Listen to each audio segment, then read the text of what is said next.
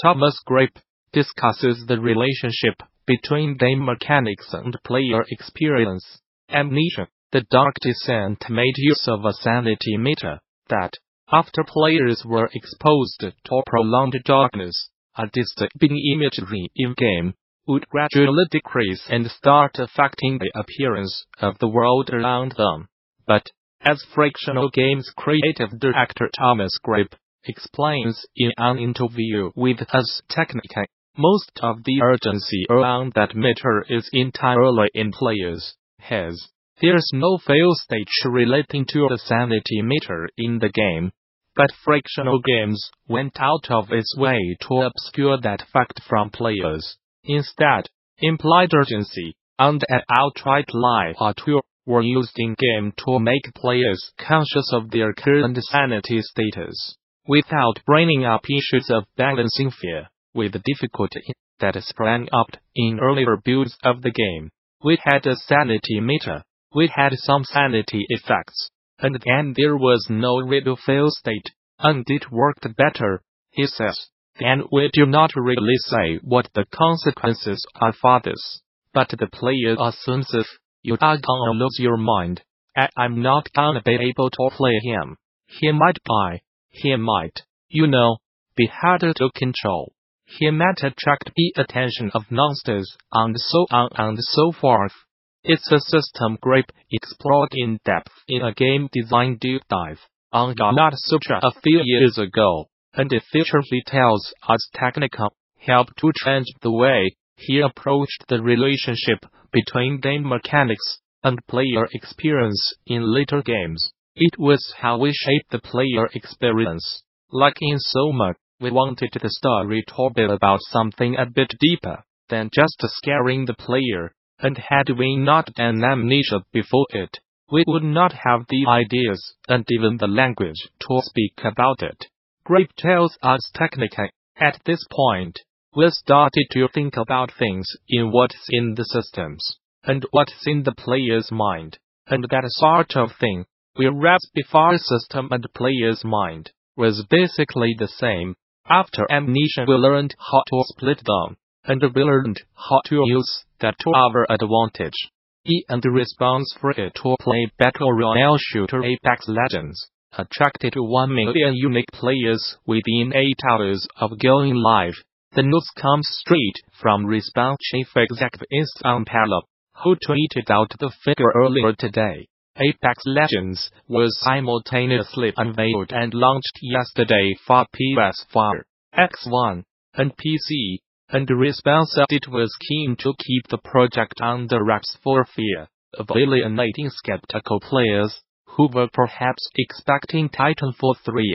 We are doing a free-to-play game with essentially loot boxes after we were bought by, and it's not Titanfall 3. It's the perfect recipe for a marketing plan to go awry. So why have that? Let's just ship the game and let players play, explained Respawn's lead producer Joe McCoy, chatting with Eurogamer.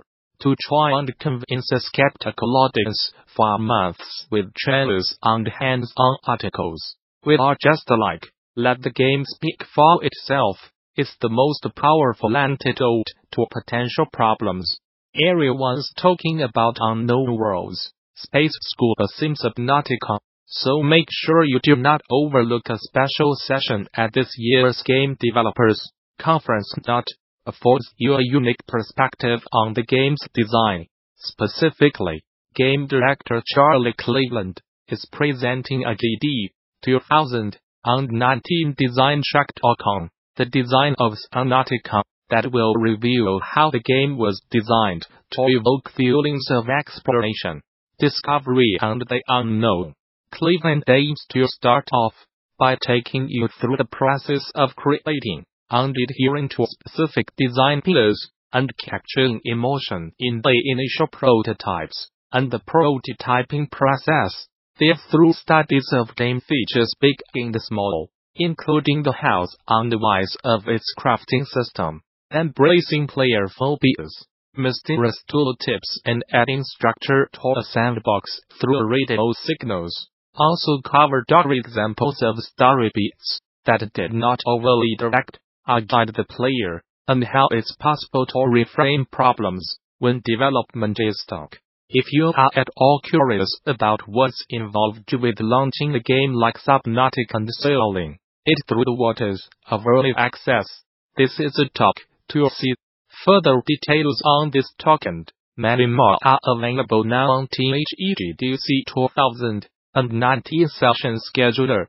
There you can begin to lay out your GD 2019, which takes place March 18th through the 22 at the newly renovated Moscone Center in San Francisco. Bring your team to GD, register a group of 10 or more and save 10% on conference passes. Learn more. For more details on GDC 2019 visit the show's official website, or subscribe to regular updates via Facebook, Twitter, OS. Gamasutra and GD are sibling organizations under parent company Informa. Today someone on Reddit noticed that John Romro's Vimeo channel hosts about 31 minutes of footage recorded by software creations owner Dan Linton during a visit to the software in 1993. While the studio was making good, the clip appears to have been online for ages. But if you have not yet seen it, it's well worth a watch to get a sense of what a software and game development in general was like in the 90s.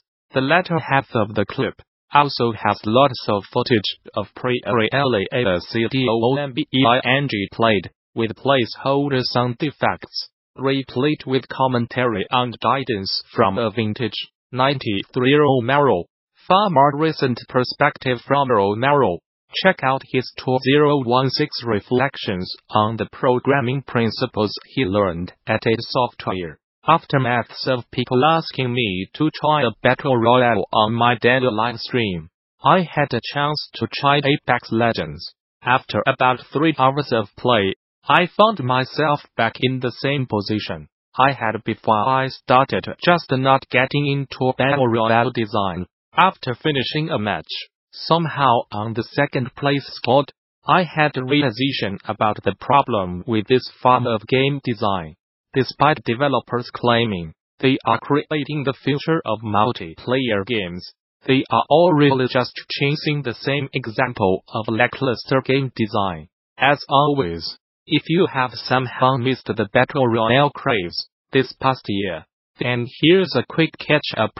A large number of players, usually about 50, are put on the same set map with no weapons or equipment. Basic gear is randomly spawned on the map, with higher quality in more specific areas. Every few minutes, the map itself shrinks in a random direction, forcing players to convert in smaller and smaller environments, until there is only one person left standing. From H1Z1 to Apex Legends, and to all the future Battle Royale games in the works, the genre has taken off in a big way. We are also seeing many traditional multiplayer shooters adding in a Battle Royale mode as another option, such as Battlefield 5 and Call of Duty. Before I talk about my problems with the design, let's discuss why this has gotten so popular. Battle Royale is one of those games that just quickly snuck up on everyone in the mainstream market. Despite titles like PUBG and H1Z1, from a design standpoint, it is less intensive compared to other shooters on the market. When you play a game like Overwatch or COD, you are having small but very intense matches. With a Battle Royale game, a match can be over quickly, but usually will take longer to play out. There are peaks and valleys when it comes to the pacing of a Battle Royale shooter that you do not see in traditional shooters. The beginning of a match tends to be very slow, depending on your landing point, as you try to get the basic resources and equipment you need to keep going. While the map is indeed fixed, by randomly deciding what part of the map to focus on changes the basic play of a match. There are just enough random elements at play to keep the game from becoming stale, while still having a set pace to each match. The problem I have with Battle Royale design is that it's remindingly of a roguelike design, but not in a good way. Over the years, we have seen many roguelike titles, a list of varying qualities, and the one key area that distinguishes the good from the bad is variance. A game with high amounts of variance can provide different experiences on each play, preventing the game from becoming repetitive. Titles that fail to create variance end up not providing enough random, procedural elements to make each play feel unique. In an earlier post, I talked about the issues of Zelda rogues, and just moving around hard-coded points of interest. The problem is that no matter how random the map is,